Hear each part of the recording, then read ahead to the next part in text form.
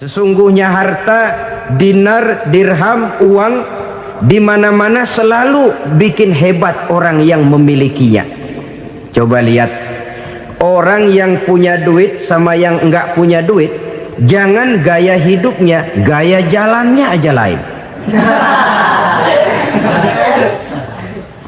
Wahia lisanun liman arada fasahatan, wahia silahun liman arada qitala. Uang adalah senjata yang paling ampuh bagi orang yang mau pergi.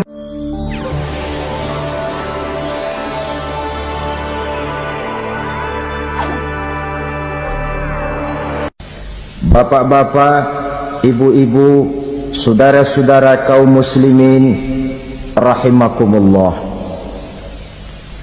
Murai di dahan dan kokok ayam di kandang. Dunia ini penuh dengan berbagai macam kesibukan. Sejak dari petani yang turun ke ladang, pedagang yang berangkat ke pasar, pelajar yang menuju sekolah, sampai kepada pegawai yang berangkat ke kantor, seluruhnya tidak lain untuk mencari sesuatu yang bernama bahagia. Setiap orang menginginkan kebahagiaan, dan tidak seorang pun menginginkan kesengsaraan dalam kehidupan ini. Namun nyatanya tidak setiap orang yang ingin bahagia mengetahui jalan yang harus ditempuhnya untuk sampai kepada kebahagiaan itu.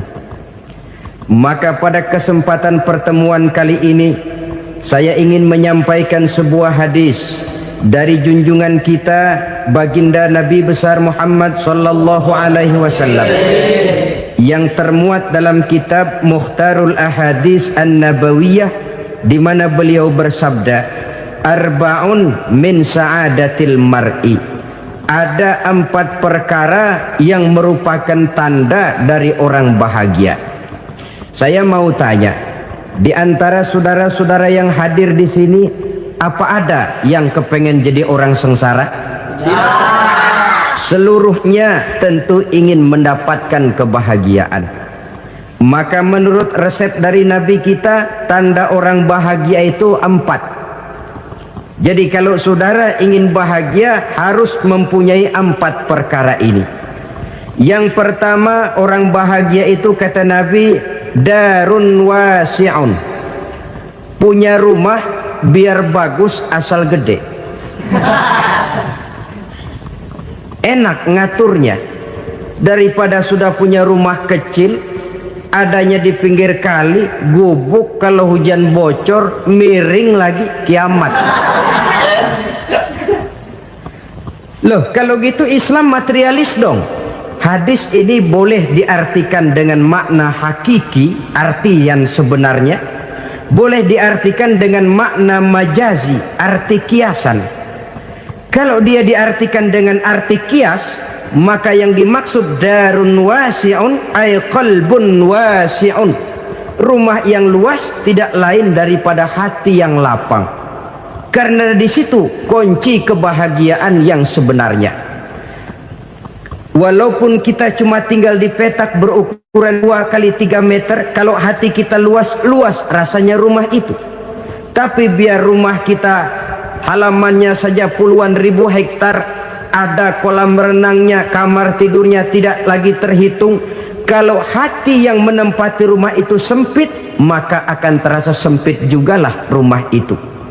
Tempat bergantungnya tidak lain adalah hati. Marilah kita mencoba melihat berbagai pandangan orang tentang bahagia ini.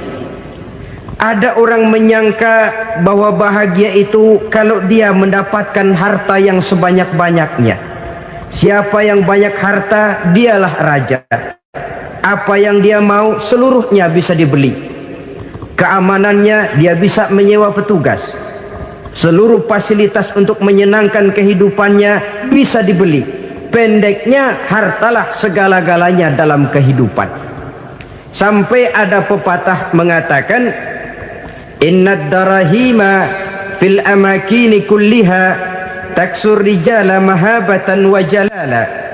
Sesungguhnya harta, dinar, dirham, uang di mana-mana selalu bikin hebat orang yang memilikinya. Coba lihat, orang yang punya duit sama yang enggak punya duit, jangan gaya hidupnya, gaya jalannya aja lain. Wahia lisanun liman arada fasahatan, wahia silahun liman arada qitala. Uang adalah senjata yang paling ampuh bagi orang yang mau pergi perang, dan lidah yang paling fasih bagi orang yang mau bicara. Kalau bicara dengan lidah macet, cobalah bicara dengan harta, lancar. Sampai ada pepatah demikian, segalanya bisa diatur dengan harta. Maka di kalangan orang yang berpandangan semacam itu, seluruh kegiatan hidupnya hanya terfokus kepada bagaimana mengumpulkan harta yang sebanyak-banyaknya. Tidak peduli halal haram, tidak kenal sore pagi siang dan malam, tidak sempat sujud, jauh dari agama, jauh dari kehidupan yang bersifat ruhaniyah, jauh dari Allah dan sebagainya. Sampai dalam Al-Quran dikelompokkan dalam kelompok yang dinamakan lumazah. Allazi jama'a malahu wa'addadah yahsabu anna malahu akhladah. Mereka mengumpul-ngumpulkan harta sebanyak-banyaknya dan menyangka bahwa harta yang banyak itu dapat mengekalkan hidupnya, mengekalkan kekayaannya, mengekalkan kebahagiaannya. Saudara hadirin yang berbahagia, kalau pandangan hidup ini benar, artinya kalau harta memang merupakan satu-satunya hal yang dapat membuat orang bahagia, tentu di rumah mewah tidak akan pernah ada tangis derita. Tentu di satu tempat di mana fasilitas hidup serba menunjang tidak ada yang namanya penderitaan. Tapi suka dan duka, sedih dan gembira, senyum dan tawa adalah milik setiap orang, baik dia punya harta maupun dia tidak punya harta. Nyatalah bahwa harta semata-mata bukan merupakan jaminan bahwa orang akan bahagia, walaupun tanpa harta orang sulit untuk bahagia. Saya mau cerita, ada orang super kaya, namanya Aristotle Onesimus, raja tanker Yunani.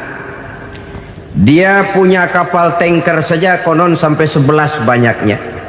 Punya perusahaan penerbangan yang disebut Olympic Airlines. Punya hotel di berbagai kota besar di dunia ini, sejak dari New York, London, Paris, Rome dan sebagainya. Bahkan punya pulau yang dia namakan Pulau Scorpio. Ini kan namanya sudah kaya nggak tanggung-tanggung, punya pulau. Nah, dia punya 2 orang anak, yang satu laki-laki namanya Alexander, yang satu perempuan namanya Maria Onesimus. Seluruh harapannya tertumpah kepada anak lakinya Alexander ini, yang akan meneruskan usahanya, meneruskan kekayaannya, meneruskan dinastinya. Apa yang terjadi? Ternyata anak yang dia harapkan yang bernama Alexander ini mati muda dalam kecelakaan pada waktu dia olahraga. Apa olahraganya? Namanya olahraga anak orang kaya, golongan jet set. Olahraganya olahraga pesawat terbang. Jatuh, ya nggak kapungut, habis mati. Tinggal satu anak perempuannya, Maria Onesimus. Tapi anak perempuan ini juga malah urakan. Terakhir dia pacaran, bahkan kemudian kawin sama orang Rusia. Rupanya Aristotle Onesimus ini broken. Kekayaannya yang berlimpah ruah, perusahaannya yang begitu banyak, siapa yang akan meneruskan? Siapa yang akan menggantikan? Sampai kemudian dia mengurung diri di Pulau Scorpio dan mati di sana secara mengenaskan. Seorang multi jutawan, seorang yang super kaya, mati menyendiri di pulau sepi. Ibarat kata pepatah, anak ayam mati di lumbung. Bukan kekurangan makanan, keurugan makanan. Begitu kehidupan Aristotle Onesimus. Dan banyak orang-orang yang sudah demikian kaya sampai dibingungkan oleh kekayaannya sendiri. Telusurilah kehidupan David Rockefeller misalnya, Henry Ford misalnya, Adnan Khashoggi misalnya. multi jutawan yang kadang-kadang dibuat keder oleh kekayaannya sendiri. Pantas ketika Imam Ali ditawarkan orang, "Ya Ali, kalau kepadamu disuruh pilih ilmu atau harta, kau pilih mana?" Ya jelas pilih ilmu dong. Kenapa? Pertama, ilmu kalau kita berikan kepada orang lain tambah, tapi harta kalau kita berikan kepada orang lain kurang. Saudara punya uang 10.000, dibagi orang 5.000, jelas uang saudara berkurang. Tapi saudara punya ilmu diberikan kepada orang lain bisa, saudara pun makin mantap. Tidak lantas jadi bodoh karena ngajarin orang. Saudara bisa Fatihah lalu mengajarkan orang Fatihah, orang bisa, saudara pun makin hafal. Tidak lantas setelah diajarin orang ilmunya hilang. Begitu datang dia minta orang, "Tolong ajarin saya Fatihah," udah habis, nggak ada.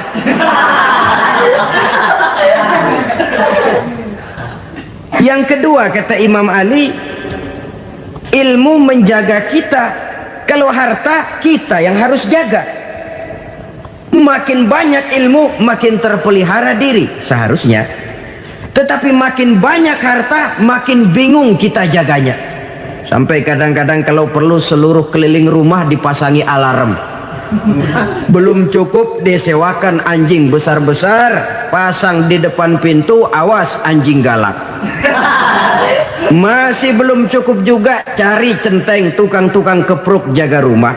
Masih terasa belum aman, padahal rumahnya dikelilingi tembok besar. Di balik tembok ada pintu-pintunya tebal. Di balik pintu itu terbuka masuk kamar, kamar pun ada pintunya, pintunya pun kuat.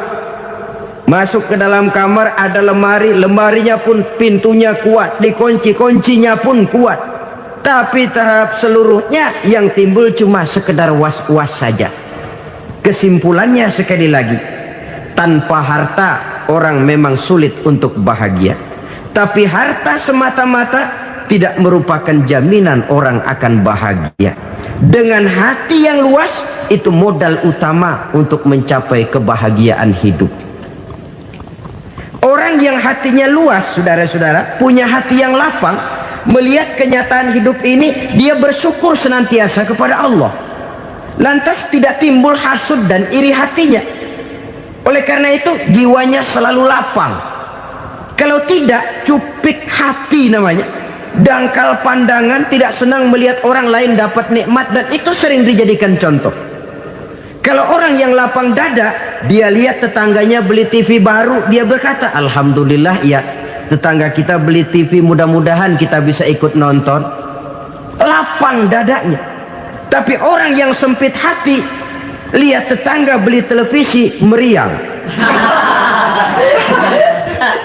Enggak diapa-apain, meriang. Besoknya dengar tetangga beli motor, makin sakit, ke rumah sakit. Lalu di rumah sakit dengar tetangganya beli mobil, mati.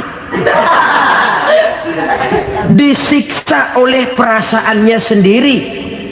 Orang kalau hati sudah sempit dalam hidup, kemanapun dia pergi, sempit rasanya medan kehidupannya. Kemudian kita melihat juga ada orang yang menilai bahwa bahagia itu katanya kalau punya kedudukan yang tinggi, pangkat yang agung, wibawa yang besar. Mungkin betul, tapi mungkin juga tidak. Bergantung kepada hati orang yang punya pangkat itu. Sama dengan harta tadi.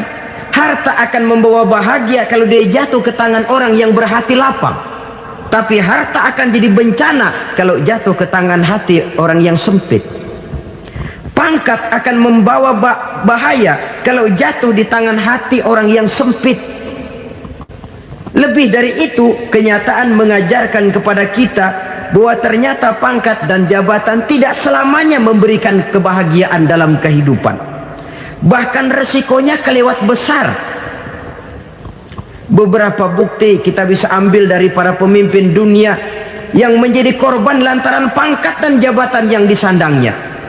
Saudara ingat Presiden Abraham Lincoln dan John Kennedy dari Amerika? Dibunuh orang.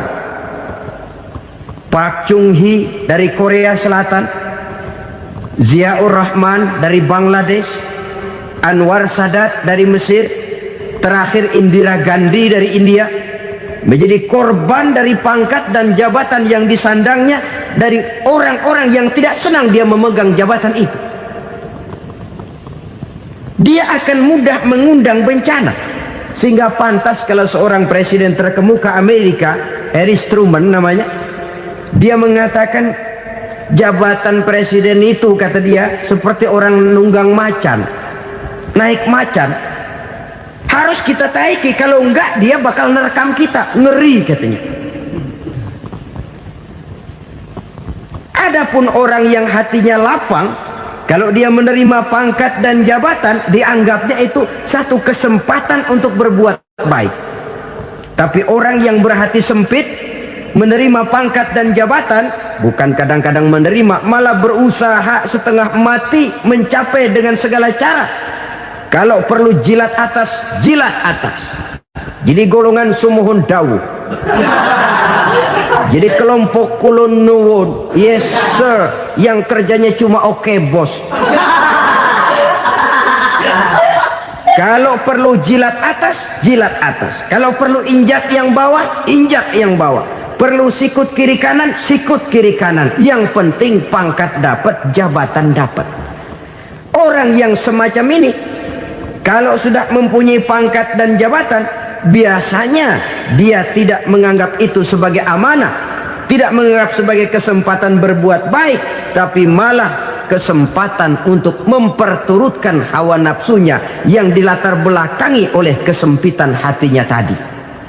Apalagi kalau orang memperoleh pangkat karena banyak mengeluarkan uang, seakan-akan pangkat dan jabatan itu sekarang macam proyek, pakai tender. Siapa yang berani bayar segini naik, nggak berani minggir. Padahal logikanya, kalau orang mencapai satu jabatan karena banyak mengeluarkan uang, hampir bisa dipastikan bahwa setelah jabatan itu dia pegang, langkah pertama yang akan dilakukannya ialah berusaha bagaimana uang yang dia keluarkan supaya kembali. Ya paling kurang pulang modal dulu dong. Soal mikirin rakyat soal nanti, tapi ini modal harus pulang. Itu celakanya kalau orang memperoleh pangkat dan jabatan cuma karena banyak mengeluarkan uang. Jarang orang yang mempunyai keyakinan dan pandangan bahwa pangkat dan jabatan merupakan amanah. Jadi sekali lagi, pangkat dan jabatan mungkin saja membawa kebahagiaan kalau jatuh ke tangan orang yang berhati lapang, tapi bisa jadi bencana kalau dia jatuh ke tangan orang yang mempunyai hati yang sempit. Dan lagi-lagi stresnya hati yang lapang. Lalu sebagian orang, saudara, ada yang berpandangan katanya bahagia itu kalau jadi orang terkenal, mempunyai popularitas, menjadi idola di kalangan remaja, di kalangan orang tua, di segala lapisan masyarakat. Padahal makin populer orang, makin terikat dia. Ya kalau macam kita ini kan nggak punya nama, nggak populer, tengah malam buta mau nongkrong di warung Tegal aman. Tapi pangkat, jabatan, kedudukan, popularitas menyebabkan kita diikat dengan berbagai macam peraturan. Cuma mandi sama ke WC saja yang nggak dikawal.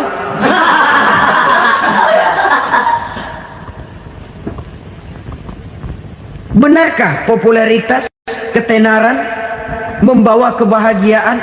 Mungkin ya, tapi mungkin juga tidak. Kenapa? Banyak orang-orang populer yang mengakhiri hidupnya secara tragis. Kita ambil beberapa nama. Di Amerika tahun 60-an ada bintang seksi paling terkenal yang dijuluki seks bom, bom seks. Sampai sekarang jadi legenda, namanya Marilyn Monroe. Singkatan doublenya itu inisialnya MM, Marilyn Monroe. Terkenal top sampai dia mati tahun 62, namanya sekarang masih saja dibicarakan orang. Kenapa dia bunuh diri? Tidak punya hartakah dia? Banyak. Kurang populerkah dia? Seluruh dunia mengenalnya. Sejak rakyat kecil sampai pejabat tinggi dia punya hubungan. Kenapa? Jenuh. Dia terlahir dalam keadaan yatim. Setelah itu tidak lama dia berangkat remaja, ibunya meninggal. Pindah dari wanita asuh ke wanita asuh sampai 12 orang ibu angkatnya. Dan kekecewaan yang paling parah, setiap laki-laki yang dekat dengannya hanya seperti kapal berlabuh. Datang dan pergi silih berganti, padahal dia merindukan seseorang yang bisa melindungi hidupnya. Dia rindukan itu dan dia tidak pernah menemukan. Itu yang akhirnya menyebabkan dia minum pil tidur kelewat dosis, minum obat tidur kebanyakan, ya tidur terus sampai sekarang.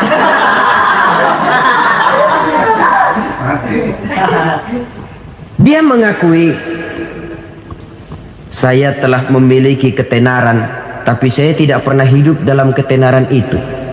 Saya pandai main sandiwara, tapi saya ingin hidup dalam alam yang real sebagaimana umumnya orang. Itu yang dia rindukan.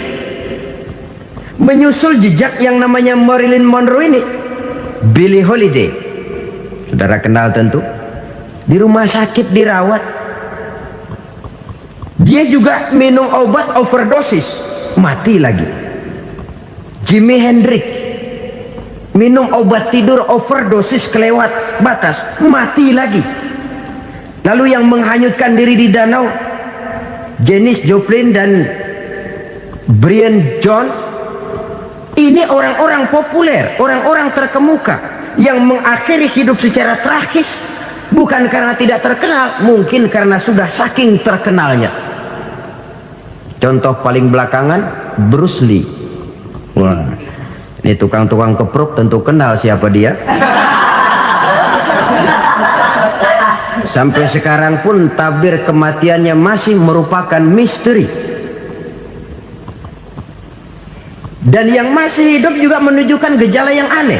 Michael Jackson, rumahnya di Beverly Hills itu dijaga sedemikian rupa, dan dia selalu curiga kepada setiap makanan harus steril, bersih dari segala macam kimia. Kemana dia pergi, itu tukang-tukang kepruk sudah selalu menjaga dan mengawal, dan dia seakan takut menunjukkan mukanya yang asli. Hingga kalau tampil ke tengah di luar show, dia kadang memakai pakaian yang tidak menunjukkan dia yang sebenarnya, takut dikenali orang. Ternyata popularitas sering jadi momok yang meracuni kehidupan manusia. Oleh karena itu, benarlah junjungan kita pada saat beliau mengajarkan orang akan bahagia kalau dia mempunyai hati yang lapang. Nah, sekarang masalahnya untuk mendapatkan hati yang lapang, caranya bagaimana?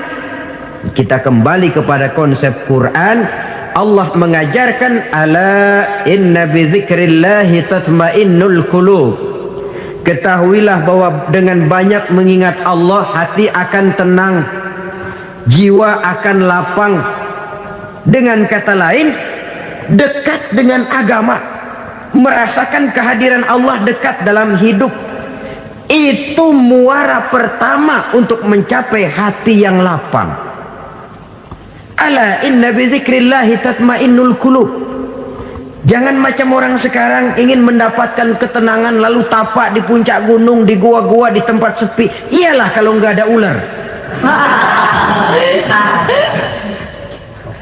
Kalau tergigit ular berbisa, ketenangan belum, mati jelas itu. Islam positif untuk mendapatkan ketenangan. Ala inna bi dzikrillahi tatmainnul qulubi. Bahwa ketahuilah bahwa dengan banyak mengingat Allah, hati akan tenang, jiwa akan lapang, nuansa pikiran akan luas. Karena yang namanya bahagia ada dimanapun manusia berada. Di kampung ada bahagia, di kota ada bahagia, di ngarai, di lembah, di gunung, di hutan, di lautan, di angkasa luar, dimanapun bahagia itu ada kalau kita bermodalkan hati yang lapang ini. Dan hati akan lapang kalau kita dekat dengan agama. Dekat dengan harta buat sementara hati mungkin tenang, tapi ketenangan yang relatif dan temporer. Apalagi orang tiap kali tambah harta, tiap kali tambah rencana, itu wajar. Mungkin sebelumnya saudara berpikir, kalau punya duit 5.000 enak nih. Begitu punya duit 5.000, aduh sayang kalau 10.000 aja. Tiap kali tambah harta, tiap kali lain rencana. Makin banyak rencana, makin menjauhkan kita dari yang namanya ketenangan. Padahal ketenangan merupakan unsur utama untuk mencapai bahagia. Dan ketenangan itu bermuara dalam hati manusia. Tengoklah kehidupan ini. Orang yang banyak harta dengan orang miskin, berbedakah rasa sakit yang mereka tanggungkan? Rasanya tidak. Walaupun si kaya tidur di kasur empuk berselimutkan sutra mahal, sementara si miskin meringkuk di balai bambu yang keras dan kasar.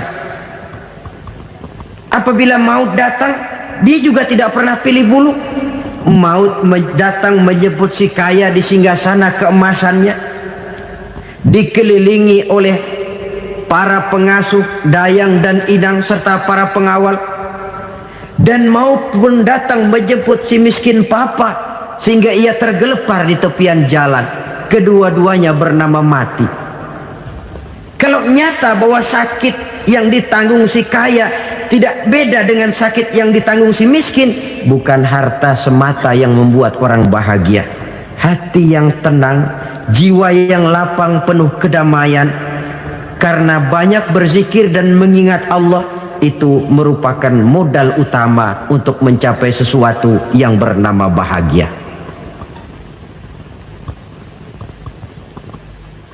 Saudara hadirin yang saya hormati, inilah yang pertama dari 4 ciri yang digambarkan oleh Nabi tentang tanda-tanda orang bahagia. Dan harus berangkat dari yang pertama ini, hati yang lapang. Ini yang harus kita miliki lebih dahulu, baru nanti akan menyusul kepada poin yang ketiga, kedua, dan selanjutnya. Sebab kalau hati sudah terisi dengan jiwa yang lapang, seluruh persoalan insya Allah akan bisa kita atasi dengan sebagaimana mestinya. Yang kedua sekarang, tanda orang bahagia menurut baginda Nabi, markabun syariah. Orang bahagia itu, kata beliau, punya kendaraan biar cepat asal lancar. Artinya kemana dia mau pergi mudah. Apa maksud hadis ini? Kalau kita kaji lebih dalam, kendaraan itu kan alat transportasi. Transportasi tidak lain adalah usaha memudahkan komunikasi. Pindah dari situ kepada teori bahwa manusia adalah zon political, makhluk bermasyarakat yang tidak bisa memenuhi kebutuhan hidupnya secara sendirian. Kita memerlukan keberadaan orang lain dalam kehidupan ini. Untuk memakai baju saja kita sudah perlukan petani yang tanam kapas, pabrik yang memintal kapas jadi benang, pabrik yang menenun benang jadi kain, sampai kepada mesin jahit, sampai kepada tukang jahit. Itu cuma untuk memakai pakaian saja. Tidak seorang pun di antara kita yang sanggup memenuhi kebutuhan hidupnya secara sendiri. Kita perlu orang lain. Maka kebebasan dalam arti mutlak, kebebasan tanpa batas, itu tidak mungkin ada dalam kehidupan. Karena kita mengadakan yang disebut interaksi sosial. Setiap kegiatan kita tentu melibatkan orang lain. Menurut kita barangkali kita bebas jalan di jalan raya semaunya, tapi orang lain berkendaraan pun merasa bahwa ini ada juga jalan haknya, dan begitu selanjutnya. Oleh karena itu, maksud dari kendaraan yang cepat ini adalah khulata'uhu ma'as solihin. Lingkungan pergaulannya terdiri dari orang-orang soleh. Pergaulannya luas. Kemana dia pergi ada temannya. Kesulitannya ada tempat dia cerita. Dan kesulitan kalau sudah diceritakan kepada orang lain, taruh kata orang itu tidak bisa menolong, namun menceritakannya kepada orang yang kita percayai, kan paling kurang sudah mengurangi beban jiwa. mengurangi tanggungan batin, merasa masih ada tempat kita cerita. Maka lebih baik orang awam yang mau bergaul ketimbang orang setengah alim tapi ngunci pintu. Sebab nantinya akan timbul sikap picik, cupik pandangan, dan tidak luas menghadapi kenyataan dalam kehidupan ini. Namun yang harus kita garis bawahi, pergaulan memang mesti luas. Namun jangan sekali-kali lupa bahwa pergaulan sangat besar pengaruhnya dalam ikut membentuk kepribadian manusia. Sehari-hari bisa kita bilang, kalau kita dekat sama tukang minyak wangi, sekalipun nggak dibagi minyaknya, baunya tentu dapat. Betul? Betul. Tapi dekat sama tukang elas, walaupun nggak kena apinya, asapnya mesti kena. Kalau Syauqi mengatakan lebih jelas lagi, man asyaral asyrafa asa musyarrafan wa muasyiral anzali ghairu musyarrafin. Awalam taral jildal hakira muqabbalan bisagri lamma sara jildal mushaf. Siapa yang bergaul dengan orang mulia, dia bakal ikut menjadi mulia. Tapi siapa yang berteman dengan orang hina, dia tidak bakal ikut menjadi mulia. Tidakkah kau lihat, kata Syauqi, kulit kambing yang hina pun dicium orang ketika menjadi kantong Quran. Kulit kambing hina, kalau dia sendirian gak ada yang mau cium. Tapi begitu dia bergaul dengan Quran, menjadi kantong Quran, dipakein minyak wangi, ditaruh di tempat yang tinggi, mau diambil dicium dulu, dibawa dengan penuh hormat dan hati-hati. Kulit kambing yang hina lantaran berteman dengan Quran, numpang mujur. Tapi coba lihat kalau kulit kambing berteman dengan kayu, jadi beduk, habis. Zohor dikemplang, asar dipukul. Itu pun sedikit saja, cuma salah milih teman. Yang temannya Quran dihormati orang, yang temannya kayu lantaran jadi beduk, gelap-gelap subuh orang udah kemplangin.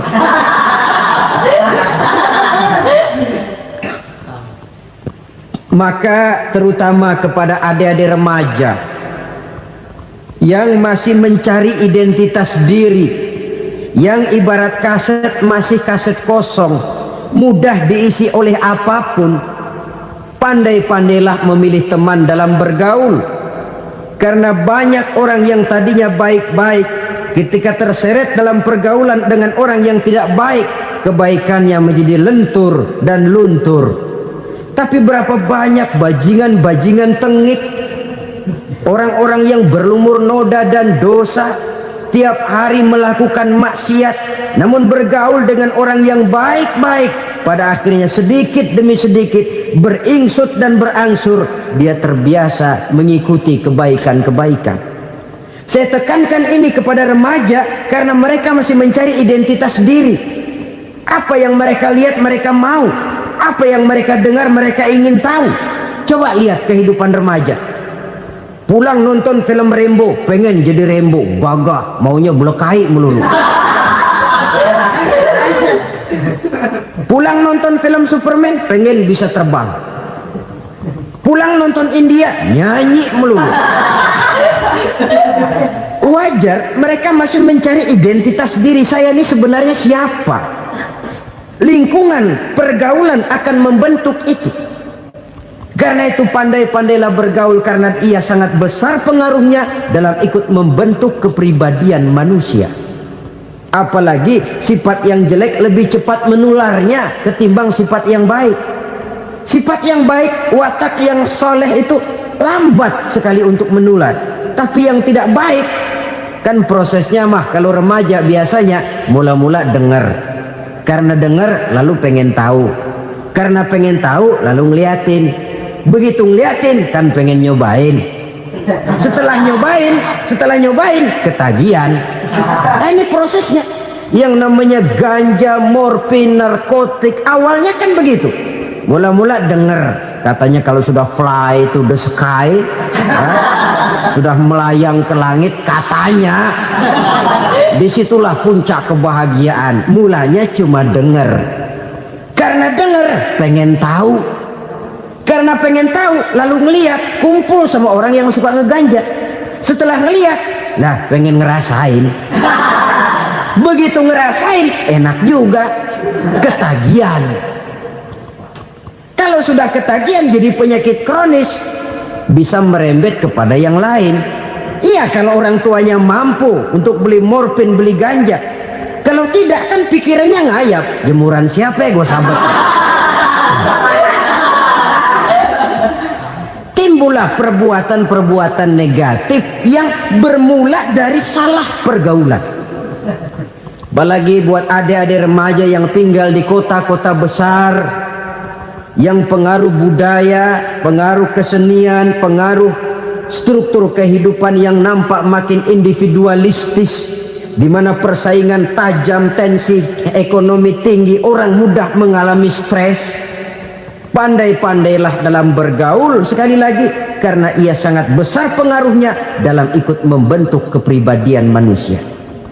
Orang bahagia punya kendaraan yang cepat, artinya punya pergaulan yang luas, dan lingkungan pergaulannya terdiri dari orang-orang yang soleh. Kemana dia pergi ada teman, kesulitannya ada tempat dia cerita. Tapi kalau sudah menyendiri, hidup sendiri, kesulitan dipikiri sendiri, bisa mati belum waktunya. Tidak ada tempat berbagi rasa, tidak ada tempat bercerita, tidak ada tempat mengurangi beban dalam kehidupan. Pantas betul kalau Islam sangat menggalakkan dan menganjurkan orang kalau sudah sampai waktunya itu untuk melangsungkan nikah. Kata Nabi, ya ma'syaras syabab man istata'a minkumul ba'at falyatazawwaj. Hai para pemuda, kalau sudah mampu memberi nafkah, kawinlah, nikahlah kamu. Kenapa? Sudah ada teman hidup, tempat berbagi rasa. Kesulitan kalau ada tempat cerita akan lebih ringan ketimbang kita telan sendiri, walaupun bobot kesulitannya sama beratnya.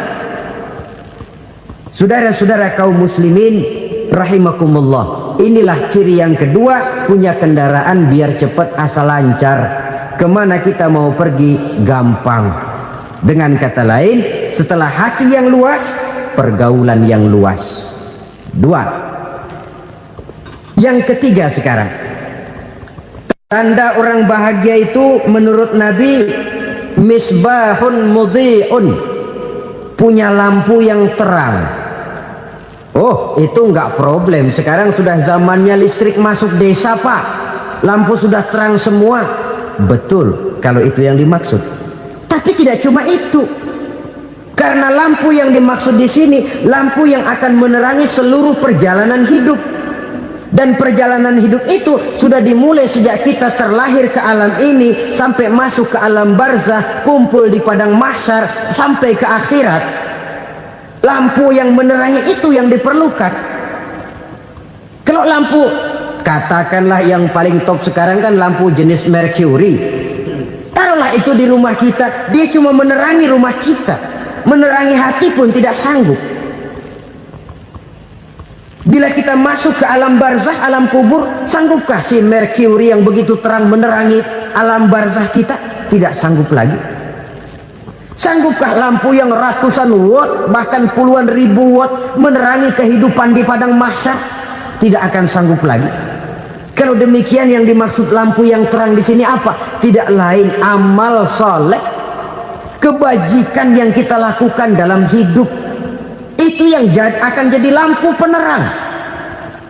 Di dunia nama kita akan terang, jasad kita boleh hancur terkubur tanah, tapi nama kita akan dikenang orang. Begitulah kalau orang meninggalkan kebajikan dalam hidup seperti sekarang.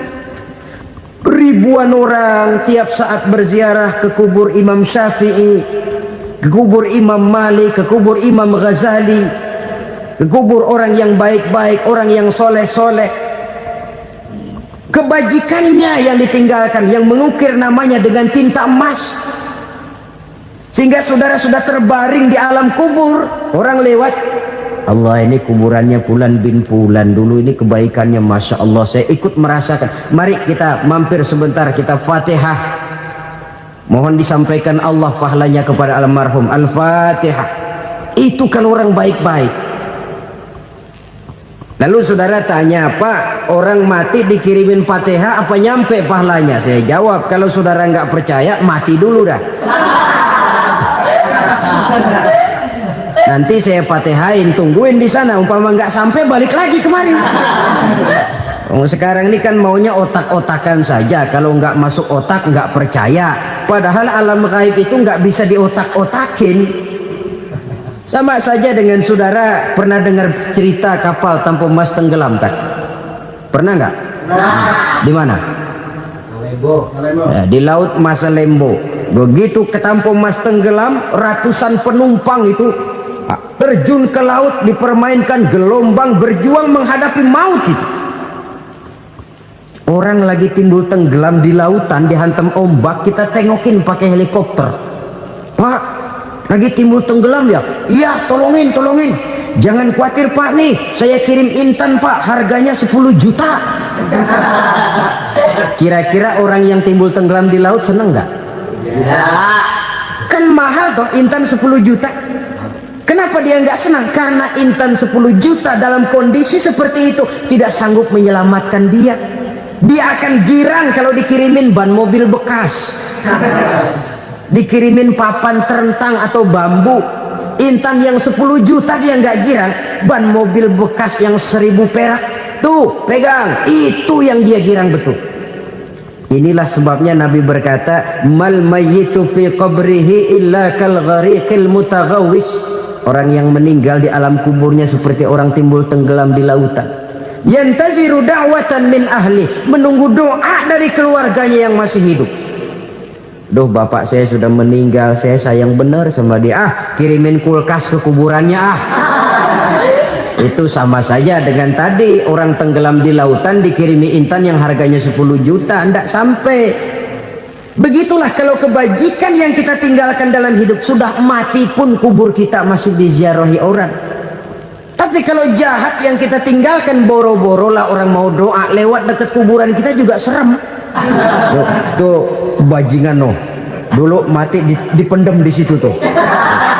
Jangan lewat situ, ntar kesurupan, jangan. Lewat saja orang ngeri. Konon lagi membacakan Fatihah dan mengirimkan doa. Hidup pada hakikatnya adalah kesempatan untuk berbuat baik. Maka sekali kesempatan itu diberikan, manfaatkan dengan sebaiknya. Sebab kesempatan kedua tidak akan pernah ada. Kesempatan berbuat baik di sini, di akhirat sudah pembalasan namanya. Sekali kesempatan itu dicabut, dia tidak akan pernah dikembalikan lagi. Kata Iqbal, hidup tidak mundur ke belakang, Bung. Berhenti diinjak orang, mundur hancur. Tidak ada kata mundur dalam hidup ini. Berhenti diinjak orang, mundur kecebur. Tidak ada kata lain, harus maju dalam kehidupan dalam artian yang positif. Hidup adalah kesempatan untuk mengumpulkan kebajikan yang sebanyak-banyaknya. Di situ nilai daripada manusia. Sekarang ini memang nggak kelihatan kok, orang yang banyak pahala sama yang banyak dosa nggak kelihatan kok. Barangkali kalau habis bikin dosa palanya pada benjol, mungkin orang takut sama dosa. Tapi sekarang sama saja, orang yang banyak dosa dengan yang nggak banyak dosa jalan bareng dari belakang, sama, nggak kelihatan beda. Tapi ada waktunya di mana pahala memegang peranan, di mana dosa diperlihatkan. Sama saja kalau kita bawa mobil siang, lampu kan nggak begitu berfungsi. Apa lalu bilang, alah ini lampu berat-beratin, copot-copotin aja dah. Tidak perlu begitu. Kenapa? Pada satu saat malam senja akan datang. Bila matahari terbenam, senja pun datang, gelap mulai merayap, disitulah baru terasa perlunya lampu. Pahala begitu. Sekarang orang yang nggak ada pahalanya nggak kelihatan dalam kehidupan. Tapi pada satu saat senja kehidupan akan datang. Ajal merenggut nyawa, malam merayap, dan hidup mulai diliputi kegelapan di alam barzah. Dikala itu kalau nggak punya lampu, alangkah malangnya kita. Sebab amal yang baik, kata Nabi, di alam barzah itu akan diciptakan menjadi perempuan yang cantik menemani kita. Amal yang jahat akan menjadi orang yang paling jelek nemenin kita. Sudah di tempat gelap yang nemenin jelek.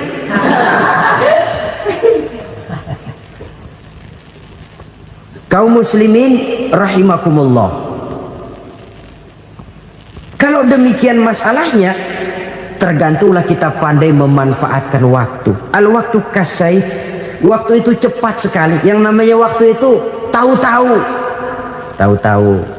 udah tahun 87, tahu-tahu udah begitu, tahu-tahu yang kemarin anak-anak sekarang udah pada punya anak. Tahu-tahu saja itu. Begitu cepat waktu berlalu. Kalau tidaklah pandai kita memanfaatkannya, akan rugi kita. Nabi bersabda, man kana yaumuhu khairun min amsihi fahuwa rabih. Barang siapa yang hari ini lebih baik daripada hari kemarin, itu orang untung. Hari ini lebih baik daripada kemarin. Bulan ini lebih baik dari bulan kemarin. Tahun ini lebih baik dari tahun kemarin. Itu orang yang beruntung. Tahun kemarin sembahyangnya maghrib doang, sekarang udah tambah isya. Tahun kemarin cuman Idul Fitri aja ngancem bener, sekarang udah tambah Jumat, lalu tambah lagi maghrib, tambah lagi isya, dan selanjutnya. Hari ini lebih baik daripada kemarin, itu orang yang beruntung. Wa man kana yaumuhu mislu amsihi fahuwa khasir. Lalu barang siapa yang hari ini sama saja dengan hari kemarin, itu orang rugi. Hari ini sama dengan kemarin, rugi itu. Bulan ini begitu, bulan kemarin begitu, tahun ini begitu, tahun lalu juga begitu. Rugi itu orang. Rugi apa? Rugi umur. Umur tambah, amalan gak pernah tambah. Dan saya pikir lebih merupakan azab ketimbang nikmat kalau orang dikasih panjang umur cuma untuk numpuk dosa. Mending mana? Panjang umur banyak dosa sama pendek umur dikit dosa? Mending mana? Mending mana? Ya, paling mending tentu panjang umur banyak pahala. Tapi kalau tidak, sekali lagi, lebih merupakan azab ketimbang nikmat kalau orang diberikan panjang umur tapi cuma untuk sekedar menumpuk dosa. Kehilangan kesadaran bahwa dunia bukan terminal akhir dari satu perjalanan. Dia cuma halte di mana kita berhenti sebentar untuk menuju kepada terminal yang hakiki. Saudara-saudara kaum muslimin rahimakumullah. Inilah lampu yang akan menerangi kehidupan. Amal yang kita lakukan di dalam kehidupan. Jadi yang dimaksud dengan lampu yang terang, kebajikan yang kita kerjakan dalam hidup. Nah, setiap orang di awal tadi saya bilang ingin bahagia. Bahagia itu kan hakikatnya kumpulan senang dan selamat. Senang, selamat. Apa bedanya? Senang tapi tidak selamat, nggak bahagia. Selamat tapi nggak senang, nggak bahagia orang. Contoh, kalau orang korupsi, duitnya banyak, senang dia, tapi keselamatannya. Ada tentara baris di samping rumahnya udah bingung, padahal tentara latihan. Tentara cuma latihan, dia bingung. Senang, tapi karena keselamatannya tidak terjamin, dia tidak bahagia. Sebaliknya pegawai negeri jujur benar, cuma segaji-gajinya, selamat nggak korupsi, tapi melarat, ya nggak bahagia juga, kurang senang. Kesenangan dan keselamatan untuk dunia saja, ya sekali lagi, kalau cuma sekedar untuk dunia saja, bisa dibeli pakai uang. Bisa dibeli pakai uang. Saudara ingin selamat, bisa dibeli pakai uang. Saudara ingin senang, bisa dibeli dengan uang. Tapi setelah mati, masuk ke alam barzah, habis kekuasaan uang. Nggak bisa lagi beli keselamatan pakai uang. Tidak mungkin lagi membeli kesenangan dengan uang. Di situ pahala yang megang peranan. Makin banyak pahala, makin banyak saham untuk membeli kesenangan dan keselamatan, untuk memperoleh yang namanya bahagia. Dan jangan lupa loh, di alam barzah kita nggak sebentar, menunggu datangnya kiamat. Loh iya, kalau kita begitu dikuburin terus kiamat datang, untung. Tapi kalau masih harus 1000, 2000, puluhan ribu tahun yang akan datang dalam satu penantian yang begitu lama, tanpa saham untuk memperoleh kebahagiaan. Satu kemalangan yang tidak ada pernah putus-putusnya. Janganlah tergelincir oleh kebahagiaan sebentar yang menipu dengan mengorbankan kebahagiaan hakiki yang berjangka panjang. Apa artinya senyum sejenak kalau harus ditebus dengan tangis seumur hidup? Biarlah kita minum jamu, pahit memang, getir memang, tapi kan besok badan sehat. Daripada sekarang minum sirup, manis memang, enak memang, tapi bibir pada jontor besoknya. Sirawan, batuk, nggak karu-karuan. Banyak orang tertipu oleh kesenangan yang sebentar. Padahal laisa kullu ma yalma'u zahaban. Belum tentu semua yang berkilat itu emas. Belum tentu semua yang gemerlap itu intan. Karena itu marilah manfaatkan kesempatan yang diberikan Allah ini untuk mengumpulkan kebajikan yang sebanyak-banyaknya. Yang terakhir sekarang, yang keempat, tanda orang bahagia kata Nabi. Zaujatun salihah. Orang bahagia itu tanda yang keempat kata Nabi, punya istri biar cakep asal taat. Sudah surga itu sudah. Cakep taat. Istri kayak gitu kalau belum mati jangan dikuburin dulu itu. Sudah cakep taat lagi. Tapi kadang-kadang enggak, udah jelek ngadat melulu. Apa yang mau dipilih? Sebab itu Quran mengatakan istri pakaian untuk suami, suami pakaian untuk istri. Kenapa suami istri diibaratkan pakaian? Alangkah tingginya gaya bahasa Quran ini. Suami istri teman hidup, hidup perjalanan panjang. Sejak kita dalam rahim sudah ada hidup kan di sini. Sampai ke alam dunia, masuk ke alam barzah, kumpul di padang mahsyar, sampai menuju akhirat, itu perjalanan hidup. Carilah istri atau suami teman hidup yang membawa manfaat tidak hanya kehidupan di dunia ini, sampai di alam barzah, sampai di padang mahsyar. Suaminya mungkin meninggal lebih dulu atau istrinya mungkin meninggal lebih dulu, tapi suami atau istri yang masih hidup berbuat kebajikan. Suami saya meninggal, ada hartanya, saya sedekahkan, niat pahala untuk almarhum suami saya. Ini teman hidup, tidak dibatasi dan tidak bisa dipisahkan oleh maut sekalipun. Zohirnya mungkin pisah, badannya mungkin pisah, tapi hatinya, jiwanya, kebersamaannya dalam menghadapi kehidupan. Karena itu saudara-saudara, bahasa Quran indah. Suami istri diibaratkan seperti pakaian. Apa fungsi pakaian? Pertama, pakaian jadi kebanggaan. Artinya suami harus menjadi kebanggaan istri, istri harus jadi kebanggaan suami.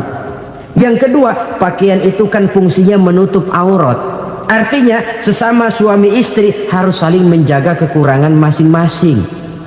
Jangan malah sesama suami istri saling membongkar rahasia dan aibnya sendiri-sendiri.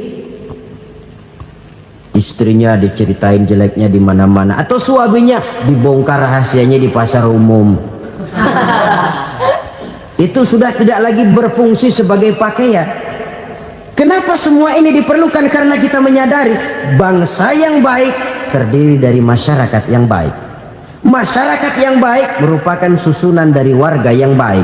Warga yang baik adalah terdiri dari rumah tangga yang baik. Dan rumah tangga yang baik merupakan susunan dari pribadi yang baik. Dari situ langkah dimulai. Membangun satu bangsa yang baik diawali dengan membangun rumah tangga yang baik, dengan menciptakan pribadi-pribadi yang baik. Sehingga dari sini diharapkan berkembanglah nilai-nilai kebaikan. Orang akan bahagia mempunyai istri yang soleh. Kenapa? Tidak ada seorang suami bisa sukses jadi apapun dia, apapun profesinya. Dokter kah, kiai kah, mubalik kah, petani kah, pengusaha kah, pejabat tinggi kah. Tidak ada seorang suami yang bisa sukses tanpa peran serta istrinya. Walaupun memang peranan itu tidak begitu kelihatan, tapi sangat menentukan. Karena itu, saudara hadirin yang saya hormati, Islam sangat menghargai kaum wanita, memberikan kedudukan yang tinggi sepanjang tidak mematikan kodrat kewanitaannya. Nah, kalau sudah kesuksesan ini diawali dari rumah tangga, karier di masyarakat mudah untuk dikejar. Tapi keberantakan di rumah tangga merupakan kegagalan pertama di tempat lain. Sesungguhnya harta, dinar, dirham, uang di mana-mana selalu bikin hebat orang yang memilikinya. Coba lihat, orang yang punya duit sama yang enggak punya duit, jangan gaya hidupnya, gaya jalannya aja lain. Wahia lisanun liman arada fasahatan, wahia silahun liman arada qitala. Uang adalah senjata yang paling ampuh bagi orang yang mau pergi.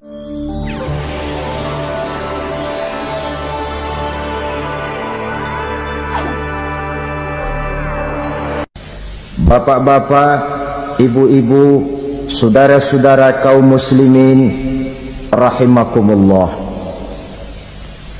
Murai di dahan dan koko ayam di kandang, dunia ini penuh dengan berbagai macam kesibukan. Sejak dari petani yang turun ke ladang, pedagang yang berangkat ke pasar, pelajar yang menuju sekolah, sampai kepada pegawai yang berangkat ke kantor, seluruhnya tidak lain untuk mencari sesuatu yang bernama bahagia.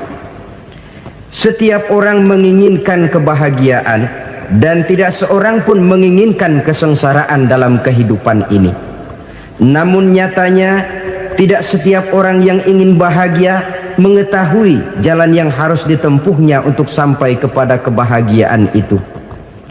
Maka pada kesempatan pertemuan kali ini, saya ingin menyampaikan sebuah hadis dari junjungan kita baginda Nabi besar Muhammad sallallahu alaihi wasallam yang termuat dalam kitab Mukhtarul Ahadits An-Nabawiyah, di mana beliau bersabda, arba'un min sa'adatil mar'i.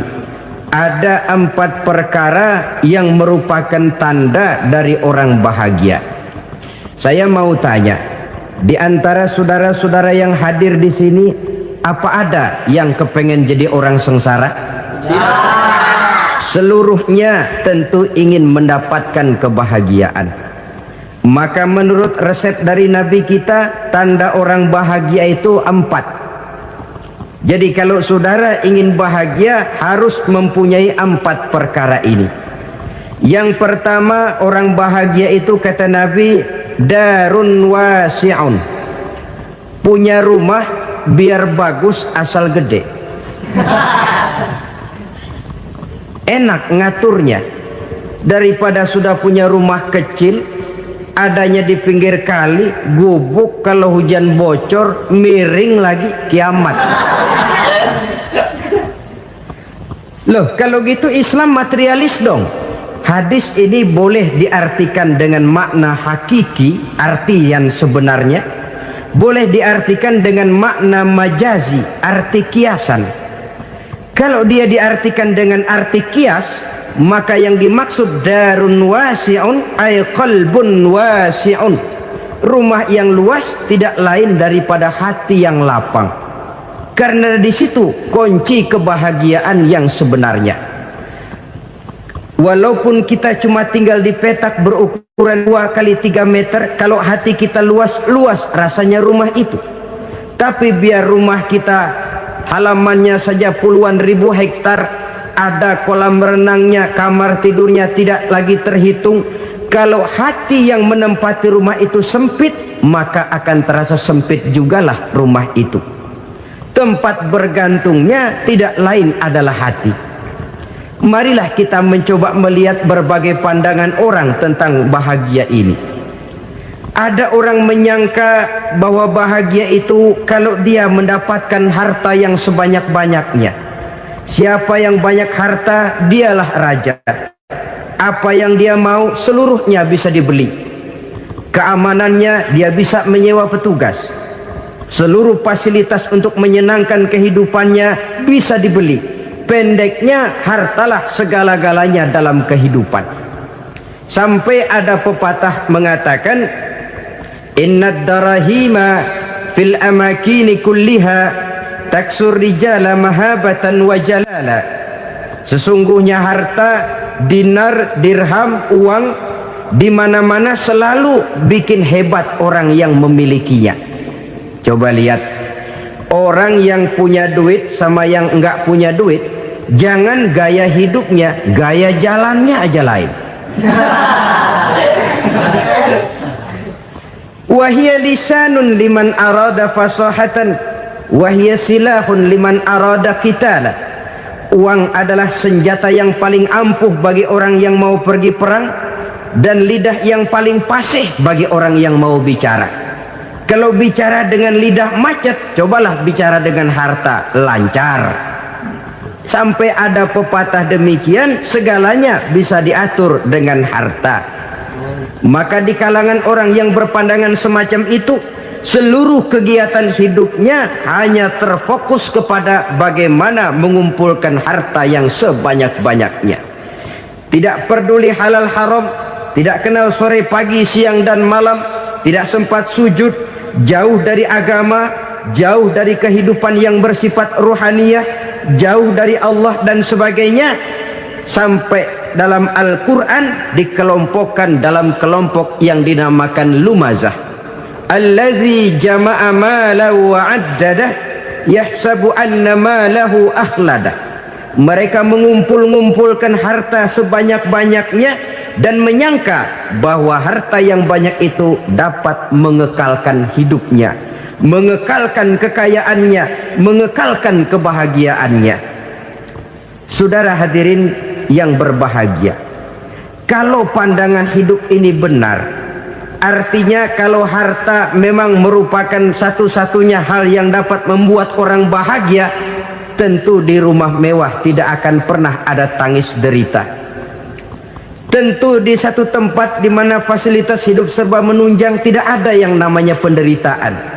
Tapi suka dan duka, sedih dan gembira, senyum dan tawa adalah milik setiap orang, baik dia punya harta maupun dia tidak punya harta. Nyatalah bahwa harta semata-mata bukan merupakan jaminan bahwa orang akan bahagia, walaupun tanpa harta orang sulit untuk bahagia. Saya mau cerita, ada orang super kaya, namanya Aristotle Onesimus, raja tanker Yunani. Dia punya kapal tanker saja konon sampai 11 banyaknya. Punya perusahaan penerbangan yang disebut Olympic Airlines.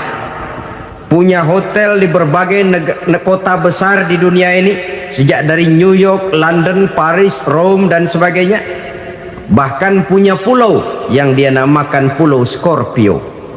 Ini kan namanya sudah kaya nggak tanggung-tanggung, punya pulau. Nah, dia punya 2 orang anak, yang satu laki-laki namanya Alexander, yang satu perempuan namanya Maria Onesimus. Seluruh harapannya tertumpah kepada anak lakinya Alexander ini, yang akan meneruskan usahanya, meneruskan kekayaannya, meneruskan dinastinya. Apa yang terjadi? Ternyata anak yang dia harapkan yang bernama Alexander ini mati muda dalam kecelakaan pada waktu dia olahraga.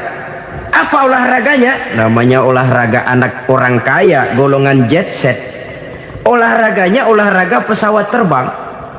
Jatuh, ya nggak kapungut, habis mati. Tinggal satu anak perempuannya, Maria Onesimus. Tapi anak perempuan ini juga malah urakan.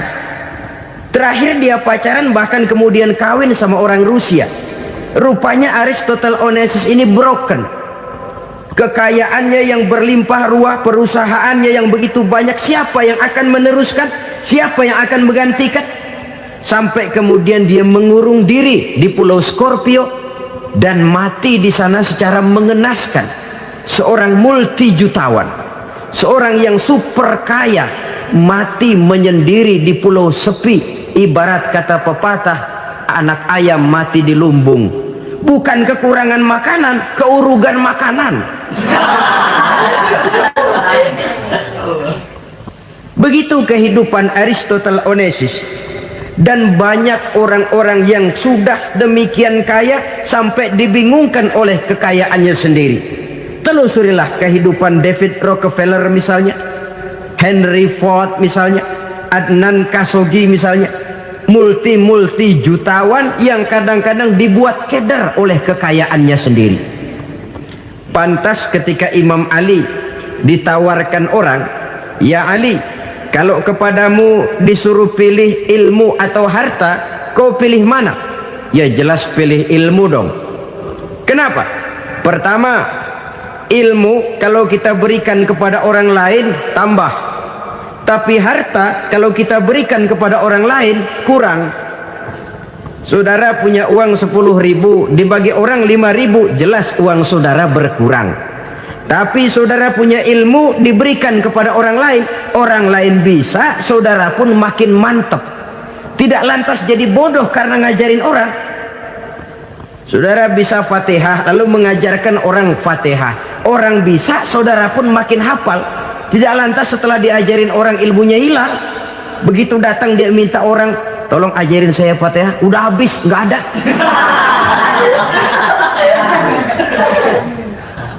Yang kedua kata Imam Ali, ilmu menjaga kita. Kalau harta kita yang harus jaga. Makin banyak ilmu makin terpelihara diri seharusnya. Tetapi makin banyak harta makin bingung kita jaganya. Sampai kadang-kadang kalau perlu seluruh keliling rumah dipasangi alarm. Belum cukup disewakan anjing besar-besar, pasang di depan pintu, awas anjing galak. Masih belum cukup juga, cari centeng tukang-tukang kepruk jaga rumah. Masih terasa belum aman, padahal rumahnya dikelilingi tembok besar. Di balik tembok ada pintu-pintunya tebal. Di balik pintu itu terbuka masuk kamar, kamar pun ada pintunya, pintunya pun kuat. Masuk ke dalam kamar ada lemari, lemarinya pun pintunya kuat, dikunci, kuncinya pun kuat. Tapi tahap seluruhnya yang timbul cuma sekedar was-was saja. Kesimpulannya sekali lagi, tanpa harta orang memang sulit untuk bahagia. Tapi harta semata-mata tidak merupakan jaminan orang akan bahagia. Dengan hati yang luas, itu modal utama untuk mencapai kebahagiaan hidup. Orang yang hatinya luas, saudara-saudara, punya hati yang lapang, melihat kenyataan hidup ini, dia bersyukur senantiasa kepada Allah. Lantas tidak timbul hasud dan iri hatinya. Oleh karena itu, jiwanya selalu lapang. Kalau tidak, cupik hati namanya. Dangkal pandangan, tidak senang melihat orang lain dapat nikmat, dan itu sering dijadikan contoh. Kalau orang yang lapang dada, dia lihat tetangganya beli TV baru, dia berkata, "Alhamdulillah ya, tetangga kita beli TV, mudah-mudahan kita bisa ikut nonton." Lapang dadanya. Tapi orang yang sempit hati, lihat tetangga beli televisi, meriang. Enggak diapa-apain, meriang. Besoknya dengar tetangga beli motor, makin sakit, ke rumah sakit. Lalu di rumah sakit dengar tetangganya beli mobil, mati. Disiksa oleh perasaannya sendiri. Orang kalau hati sudah sempit dalam hidup, kemanapun dia pergi, sempit rasanya medan kehidupannya. Kemudian kita melihat juga ada orang yang menilai bahwa bahagia itu katanya kalau punya kedudukan yang tinggi, pangkat yang agung, wibawa yang besar.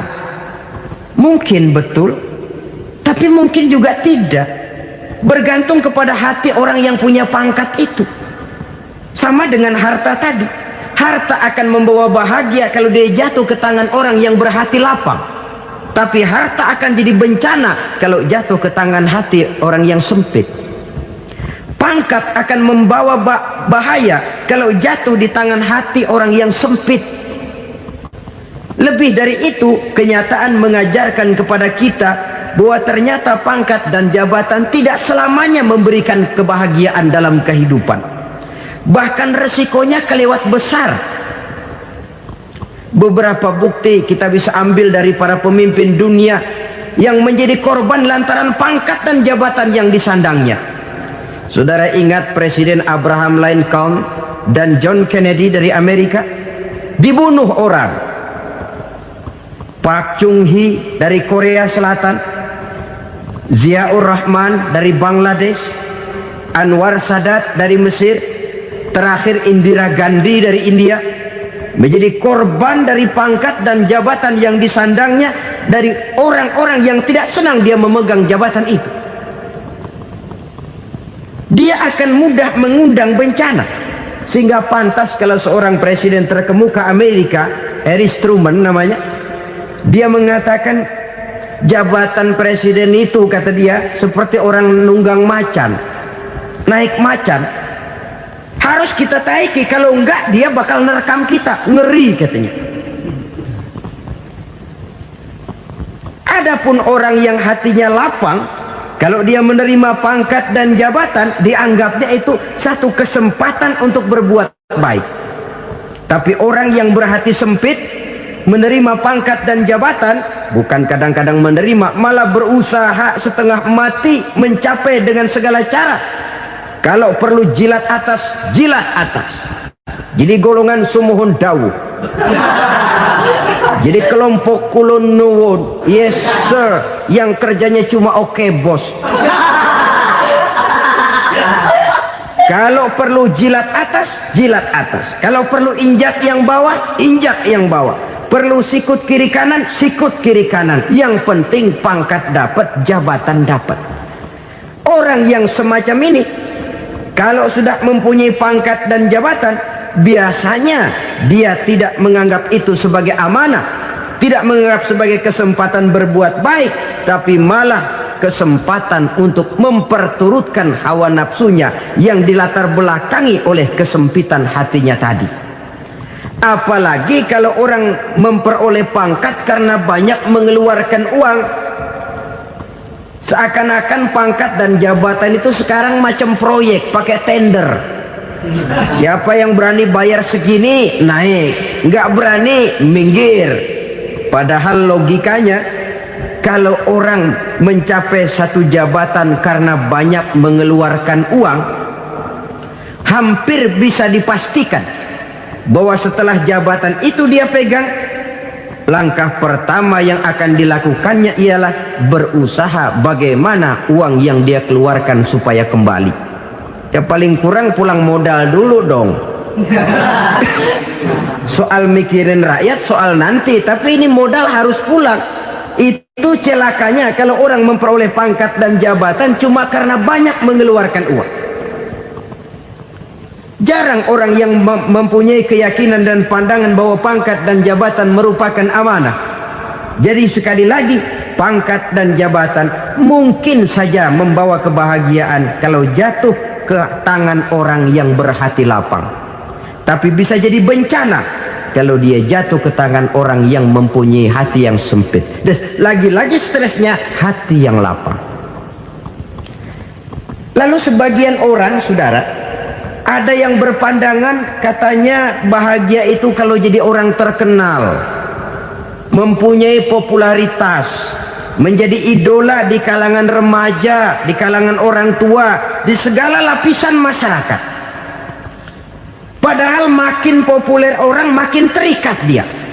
Ya kalau macam kita ini kan nggak punya nama, nggak populer, tengah malam buta mau nongkrong di warung Tegal aman.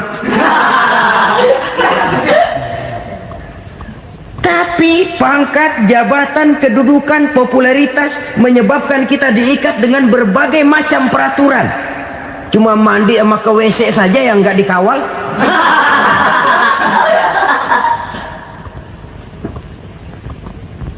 Benarkah popularitas, ketenaran membawa kebahagiaan? Mungkin. Ya, tapi mungkin juga tidak. Kenapa? Banyak orang-orang populer yang mengakhiri hidupnya secara tragis.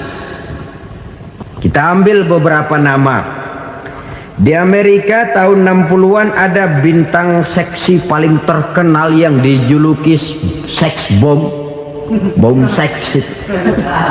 Sampai sekarang jadi legenda, namanya Marilyn Monroe. Singkatan doublenya itu inisialnya MM, Marilyn Monroe. Terkenal, top, sampai dia mati tahun 62. Namanya sekarang masih saja dibicarakan orang. Kenapa dia bunuh diri? Tidak punya hartakah dia? Banyak. Kurang populerkah dia? Seluruh dunia mengenalnya. Sejak rakyat kecil sampai pejabat tinggi dia punya hubungan. Kenapa? Jenuh. Dia terlahir dalam keadaan yatim. Setelah itu tidak lama dia berangkat remaja, ibunya meninggal. Pindah dari wanita asuh ke wanita asuh sampai 12 orang ibu angkatnya. Dan kekecewaan yang paling parah, setiap laki-laki yang dekat dengannya hanya seperti kapal berlabuh. Datang dan pergi silih berganti. Padahal dia merindukan seseorang yang bisa melindungi hidupnya. Dia rindukan itu dan dia tidak pernah menemukan. Itu yang akhirnya menyebabkan dia minum pil tidur kelewat dosis, minum obat tidur kebanyakan, ya tidur terus sampai sekarang.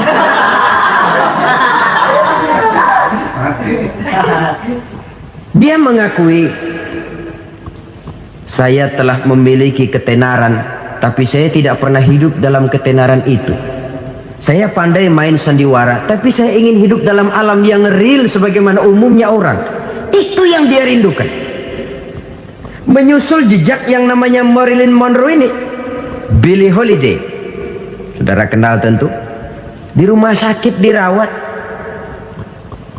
Dia juga minum obat overdosis, mati lagi. Jimi Hendrix minum obat tidur overdosis kelewat batas, mati lagi. Lalu yang menghanyutkan diri di danau, Janis Joplin dan Brian Jones. Ini orang-orang populer, orang-orang terkemuka yang mengakhiri hidup secara tragis, bukan karena tidak terkenal, mungkin karena sudah saking terkenalnya. Contoh paling belakangan, Bruce Lee. Wah, ini tukang-tukang kepruk tentu kenal siapa dia. Sampai sekarang pun tabir kematiannya masih merupakan misteri. Dan yang masih hidup juga menunjukkan gejala yang aneh. Michael Jackson, rumahnya di Beverly Hills itu dijaga sedemikian rupa, dan dia selalu curiga kepada setiap makanan harus steril, bersih dari segala macam kimia. Kemana dia pergi, itu tukang-tukang kepruk sudah selalu menjaga dan mengawal, dan dia seakan takut menunjukkan mukanya yang asli. Hingga kalau tampil ke tengah di luar show, dia kadang memakai pakaian yang tidak menunjukkan dia yang sebenarnya, takut dikenali orang. Ternyata popularitas sering jadi momok yang meracuni kehidupan manusia. Oleh karena itu, benarlah junjungan kita pada saat beliau mengajarkan orang akan bahagia kalau dia mempunyai hati yang lapang. Nah, sekarang masalahnya untuk mendapatkan hati yang lapang, caranya bagaimana? Kita kembali kepada konsep Quran. Allah mengajarkan, ala inna bidzikrillahi tatmainnul qulub. Ketahuilah bahwa dengan banyak mengingat Allah, hati akan tenang, jiwa akan lapang. Dengan kata lain, dekat dengan agama, merasakan kehadiran Allah dekat dalam hidup. Itu muara pertama untuk mencapai hati yang lapang. Ala inna bizikrillahi tatmainnul qulub. Jangan macam orang sekarang ingin mendapatkan ketenangan lalu tapak di puncak gunung, di gua-gua, di tempat sepi. Iyalah kalau nggak ada ular. Kalau tergigit ular berbisa, ketenangan belum, mati jelas itu. Islam positif untuk mendapatkan ketenangan. Ala inna bizikrillahi tatmainnul qulubi. Bahwa ketahuilah bahwa dengan banyak mengingat Allah, hati akan tenang, jiwa akan lapang, nuansa pikiran akan luas. Karena yang namanya bahagia ada dimanapun manusia berada. Di kampung ada bahagia, di kota ada bahagia, di ngarai, di lembah, di gunung, di hutan, di lautan, di angkasa luar, dimanapun bahagia itu ada kalau kita bermodalkan hati yang lapang ini. Dan hati akan lapang kalau kita dekat dengan agama. Dekat dengan harta buat sementara hati mungkin tenang, tapi ketenangan yang relatif dan temporer. Apalagi orang tiap kali tambah harta, tiap kali tambah rencana, itu wajar. Mungkin sebelumnya saudara berpikir, kalau punya duit 5.000 enak nih. Begitu punya duit 5.000, aduh sayang kalau 10.000 aja. Tiap kali tambah harta, tiap kali lain rencana. Makin banyak rencana, makin menjauhkan kita dari yang namanya ketenangan. Padahal ketenangan merupakan unsur utama untuk mencapai bahagia. Dan ketenangan itu bermuara dalam hati manusia. Tengoklah kehidupan ini. Orang yang banyak harta dengan orang miskin, berbedakah rasa sakit yang mereka tanggungkan? Rasanya tidak. Walaupun si kaya tidur di kasur empuk berselimutkan sutra mahal, sementara si miskin meringkuk di balai bambu yang keras dan kasar. Apabila maut datang, dia juga tidak pernah pilih bulu. Maut datang menjemput si kaya di singgasana keemasannya, dikelilingi oleh para pengasuh, dayang dan idang serta para pengawal. Dan maupun datang menjemput si miskin papa sehingga ia tergelepar di tepian jalan. Kedua-duanya bernama mati. Kalau nyata bahwa sakit yang ditanggung si kaya tidak beda dengan sakit yang ditanggung si miskin, bukan harta semata yang membuat orang bahagia. Hati yang tenang, jiwa yang lapang penuh kedamaian karena banyak berzikir dan mengingat Allah, itu merupakan modal utama untuk mencapai sesuatu yang bernama bahagia.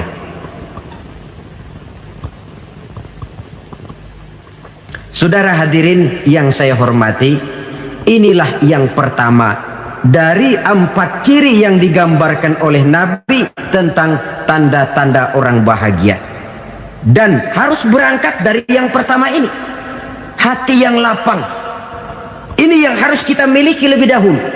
Baru nanti akan menyusul kepada poin yang ketiga, kedua, dan selanjutnya. Sebab kalau hati sudah terisi dengan jiwa yang lapang, seluruh persoalan insya Allah akan bisa kita atasi dengan sebagaimana mestinya. Yang kedua sekarang, tanda orang bahagia menurut baginda Nabi, markabun syariah. Orang bahagia itu, kata beliau, punya kendaraan biar cepat asal lancar. Artinya kemana dia mau pergi mudah. Apa maksud hadis ini? Kalau kita kaji lebih dalam, kendaraan itu kan alat transportasi. Transportasi tidak lain adalah usaha memudahkan komunikasi. Pindah dari situ kepada teori bahwa manusia adalah zon political, makhluk bermasyarakat yang tidak bisa memenuhi kebutuhan hidupnya secara sendirian. Kita memerlukan keberadaan orang lain dalam kehidupan ini. Untuk memakai baju saja kita sudah perlukan petani yang tanam kapas, pabrik yang memintal kapas jadi benang, pabrik yang menenun benang jadi kain, sampai kepada mesin jahit, sampai kepada tukang jahit. Itu cuma untuk memakai pakaian saja. Tidak seorang pun di antara kita yang sanggup memenuhi kebutuhan hidupnya secara sendiri. Kita perlu orang lain. Maka kebebasan dalam arti mutlak, kebebasan tanpa batas, itu tidak mungkin ada dalam kehidupan. Karena kita mengadakan yang disebut interaksi sosial. Setiap kegiatan kita tentu melibatkan orang lain. Menurut kita barangkali kita bebas jalan di jalan raya semaunya, tapi orang lain berkendaraan pun merasa bahwa ini ada juga jalan haknya, dan begitu selanjutnya. Oleh karena itu, maksud dari kendaraan yang cepat ini adalah khulata'uhu ma'as solihin. Lingkungan pergaulannya terdiri dari orang-orang soleh. Pergaulannya luas, kemana dia pergi ada temannya. Kesulitannya ada tempat dia cerita. Dan kesulitan kalau sudah diceritakan kepada orang lain, taruh kata orang itu tidak bisa menolong, namun menceritakannya kepada orang yang kita percayai, kan paling kurang sudah mengurangi beban jiwa, mengurangi tanggungan batin, merasa masih ada tempat kita cerita. Maka lebih baik orang awam yang mau bergaul ketimbang orang setengah alim tapi ngunci pintu, sebab nantinya akan timbul sikap picik, cupik pandangan, dan tidak luas menghadapi kenyataan dalam kehidupan ini. Namun yang harus kita garis bawahi, pergaulan memang mesti luas, namun jangan sekali-kali lupa bahwa pergaulan sangat besar pengaruhnya dalam ikut membentuk kepribadian manusia.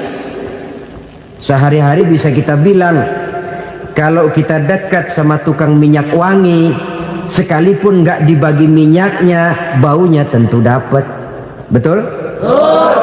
Tapi dekat sama tukang elas, walaupun nggak kena apinya, asapnya mesti kena. Kalau Syauqi mengatakan lebih jelas lagi, man asyaral asrafa asa musyarrafan wa muasyiral anzali ghairu musyarrafin. Awalam taral jildal hakira muqabbalan bisagri lamma sara jildal mushaf.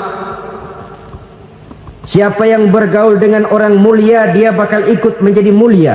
Tapi siapa yang berteman dengan orang hina, dia tidak bakal ikut menjadi mulia. Tidakkah kau lihat, kata Syauqi, kulit kambing yang hina pun dicium orang ketika menjadi kantong Quran. Kulit kambing hina, kalau dia sendirian gak ada yang mau cium. Tapi begitu dia bergaul dengan Quran, menjadi kantong Quran, dipakein minyak wangi, ditaruh di tempat yang tinggi, mau diambil dicium dulu, dibawa dengan penuh hormat dan hati-hati. Kulit kambing yang hina lantaran berteman dengan Quran, numpang mujur.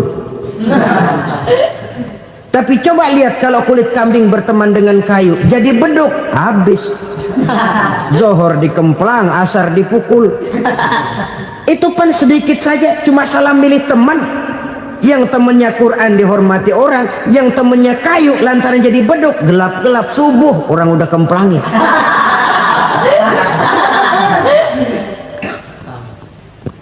Maka terutama kepada adik-adik remaja yang masih mencari identitas diri, yang ibarat kaset masih kaset kosong, mudah diisi oleh apapun, pandai-pandailah memilih teman dalam bergaul. Karena banyak orang yang tadinya baik-baik, ketika terseret dalam pergaulan dengan orang yang tidak baik, kebaikannya menjadi lentur dan luntur. Tapi berapa banyak bajingan-bajingan tengik, orang-orang yang berlumur noda dan dosa, tiap hari melakukan maksiat, namun bergaul dengan orang yang baik-baik, pada akhirnya sedikit demi sedikit beringsut dan berangsur dia terbiasa mengikuti kebaikan-kebaikan. Saya tekankan ini kepada remaja karena mereka masih mencari identitas diri. Apa yang mereka lihat mereka mau, apa yang mereka dengar mereka ingin tahu. Coba lihat kehidupan remaja. Pulang nonton film Rambo, pengen jadi Rambo, gagah, maunya belekai melulu. Pulang nonton film Superman, pengen bisa terbang.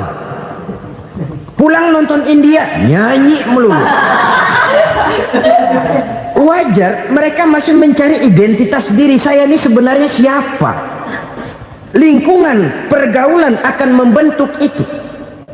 Karena itu pandai-pandailah bergaul, karena ia sangat besar pengaruhnya dalam ikut membentuk kepribadian manusia. Apalagi sifat yang jelek lebih cepat menularnya ketimbang sifat yang baik. Sifat yang baik, watak yang soleh itu lambat sekali untuk menular. Tapi yang tidak baik, Kan prosesnya mah kalau remaja biasanya mula-mula dengar. Karena dengar lalu pengen tahu. Karena pengen tahu lalu ngeliatin. Begitu ngeliatin kan pengen nyobain. Setelah nyobain ketagihan. Nah, ini prosesnya. Yang namanya ganja, morfin, narkotik awalnya kan begitu. Mula-mula dengar. Katanya kalau sudah fly to the sky, sudah melayang ke langit, katanya disitulah puncak kebahagiaan. Mulanya cuma dengar. Karena dengar pengen tahu. Karena pengen tahu lalu ngeliat, kumpul sama orang yang suka ngeganja.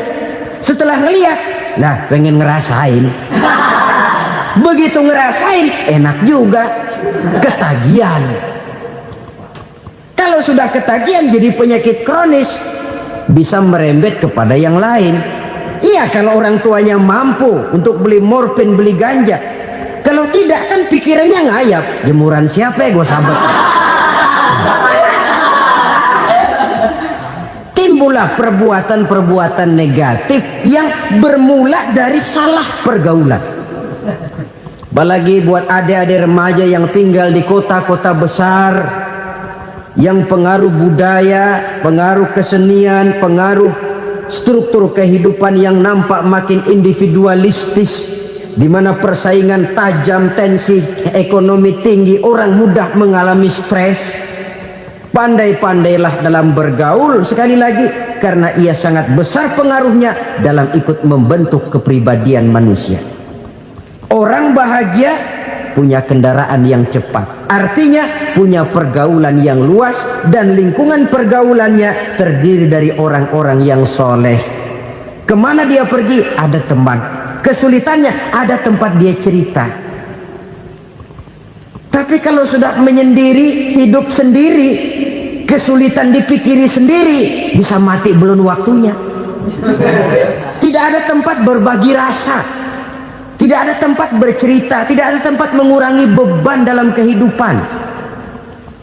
Pantas betul kalau Islam sangat menggalakkan dan menganjurkan orang kalau sudah sampai waktunya itu untuk melangsungkan nikah. Kata Nabi, ya ma'syaras syabab man istata'a minkumul ba'at falyatazawwaj.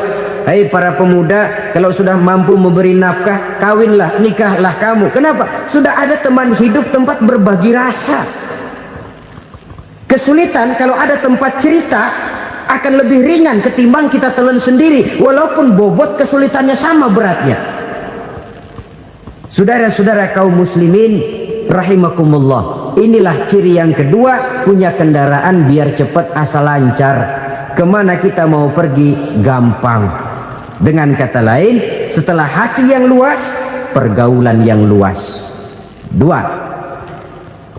Yang ketiga sekarang, tanda orang bahagia itu menurut Nabi, misbahun mudhi'un, punya lampu yang terang. Oh, itu enggak problem. Sekarang sudah zamannya listrik masuk desa, Pak. Lampu sudah terang semua. Betul, kalau itu yang dimaksud. Tapi tidak cuma itu. Karena lampu yang dimaksud di sini, lampu yang akan menerangi seluruh perjalanan hidup. Dan perjalanan hidup itu sudah dimulai sejak kita terlahir ke alam ini, sampai masuk ke alam barzah, kumpul di padang mahsyar, sampai ke akhirat. Lampu yang menerangi itu yang diperlukan. Kalau lampu, katakanlah yang paling top sekarang kan lampu jenis Mercury. Taruhlah itu di rumah kita, dia cuma menerangi rumah kita, menerangi hati pun tidak sanggup. Bila kita masuk ke alam barzah, alam kubur, sanggupkah si Mercury yang begitu terang menerangi alam barzah kita? Tidak sanggup lagi. Sanggupkah lampu yang ratusan watt, bahkan puluhan ribu watt menerangi kehidupan di padang mahsyar? Tidak akan sanggup lagi. Kalau demikian, yang dimaksud lampu yang terang di sini apa? Tidak lain amal soleh, kebajikan yang kita lakukan dalam hidup.